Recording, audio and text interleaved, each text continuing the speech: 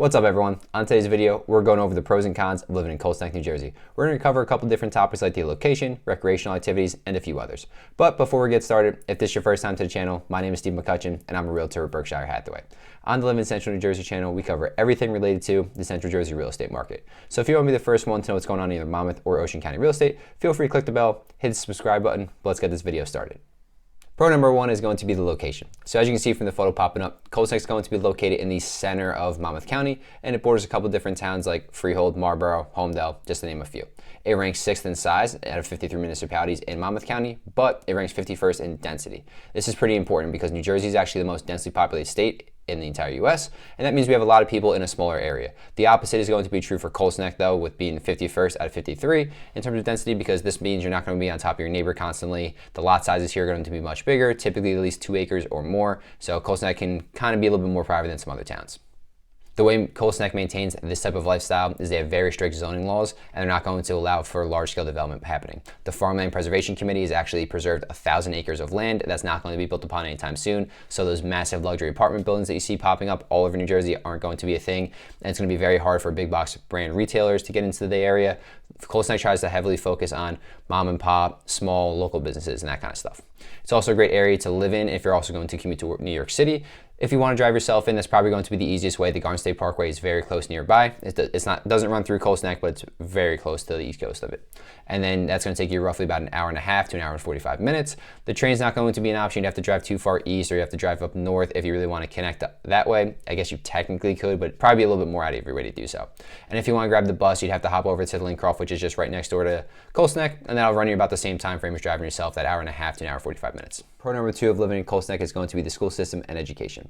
According to niche.com, the Colts Neck Township School District is going to be rated an A-, houses about 1,000 students, and has a 13-to-1 student-teacher ratio. That's only going to be made up of 2 elementary and 1 middle school. Once you get to high school, Colts Neck High School is actually going to be part of the Freehold Regional High School District, which is a little bit different.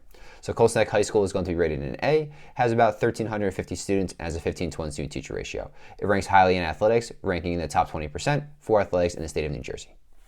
So the magnet program is probably one of the best things about being in the Freehold Regional High School District. It's made up of 6 different public schools, so it's obviously going to be Colts Neck. Then you have Howell, Freehold Township, Freehold Borough, Manalapan, and Marlborough. Your child can actually attend any of these high schools if they apply and are accepted to the magnet program. They'll take all of their classes at these other schools. So each of them is going to specialize in a specific study. For instance, Colts Neck is going to be a military one, ROTC. You have Howell, which is called FPAC. That's going to be for dance and the arts. Marlborough is going to be business administration, and just the list goes on and on. You can check out their website if you'd like. Just type in Freehold Regional High School District. Magnet program should be the first link on Google. But basically, your child would just attend whichever school they want to go to. If they were ever dropped out of the program, they'd be reverted back to their normal high school. And it just gives kids an extra ability to, if they're interested in a specific study or they think they have a career path they want to go down, to get more exposure to it. And it's highly recommended. It also looks really good on college applications as well. Pro number 3 of living in Colts Neck is going to be the recreational and outdoor activities. Colts Neck does an excellent job of providing its residents with recreational amenities such as parks, golf courses, hiking, biking trails, outdoor sports, and much more. Most notably is going to be Dorbrook Park, which is going to be over 540 acres, has basketball courts, tennis courts, hiking trails over 2 miles of paved trails, inline rinks, swimming pool, and a couple other things.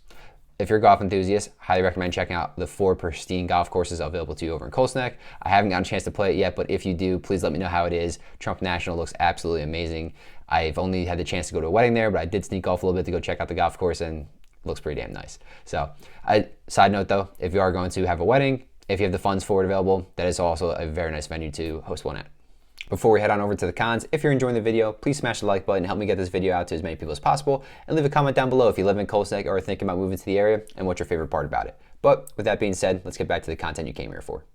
Con number 1 is going to be the limited public transportation. It's a very common theme amongst many of my pros and cons videos because Central Jersey, unfortunately, is just not one of the areas that has a bunch of it. So when it comes to living in Colts Neck, you're going to have to make sure you have at least 1 to 2 cars minimum. It's 32 square miles, so just getting around Colts Neck in general is just going to take you a little bit of time, but also the rest of Monmouth County as well. The train is not available in Colts Neck. It does run along the Jersey Shore, so it's not terribly far if you want to drive over to the train and then take it somewhere. But at that point, you're probably just better off, and it's going to be faster just driving yourself. The bus, the only route that goes through NJ Transit, is going to go from Freehold to one of the shore towns over there, and Colts Neck is just in between. And the Academy bus that I mentioned earlier for commuting to New York City is just for that. You're not going to be getting around town with it as well. So make sure you have personal vehicles available to you. Con number 2 is going to be the expensive housing in Colts Neck. So there's no way of getting around this by any means. It's one of the more expensive locations in Monmouth County as a whole. So the median sales price in Colts Neck is $1,240,000, while in Monmouth County it's going to be $650,000. So it's not quite double, but it's just about there pretty much. On top of this, you're also going to have pretty high property taxes. New Jersey is the highest in the entire country, but with Colts Neck and Monmouth County, it's also going to be high. If you go a little farther in the South Jersey, basically once you hit Ocean County and below, that's going to be a little bit cheaper on your property taxes, but it's not, unfortunately. Colts Neck is going to be located in Monmouth, so you're going to have larger lots, going to be more taxes. So you combine both of the taxes and the home prices, it's going to be a pretty penny for you to live there. Con number 3 of living in Colts Neck is going to be the distance from all the shopping plazas. Now, while some might enjoy the tranquility, peacefulness, privacy of living in Colts Neck, like we've already mentioned, others might not necessarily. I know I'm kind of one of those people. For instance, I don't want to be more than 5 to 10 minutes away from any store that I might need to go to. So whether it's a ShopRite or Costco to go picking up food, but grabbing a prescription from Walgreens, whatever the case might be. Because of Colts Neck's strict zoning laws, you might be rather limited in your options on that end. So if that's something that might bother you, it might not necessarily be the best place for you. But, to each their own. That's kind of just up to you and your opinion. Thanks so much for sticking around to the end of the video, guys. I really do appreciate it. Hopefully you gained a little bit more understanding and knowledge on what it's like to live in Colts Neck. If you're looking to move to the area, feel free to reach out. All my contact information is down below in the comments and the description. Whether you're 1 month, 3 months, 6 months, even a year out, it doesn't matter to me. Let's just get you on the right path towards your real estate goals. And if you want to move to a different part of the Central Jersey area, feel free to check out the 2 videos popping up and hopefully help you out a little bit too. Have a great day.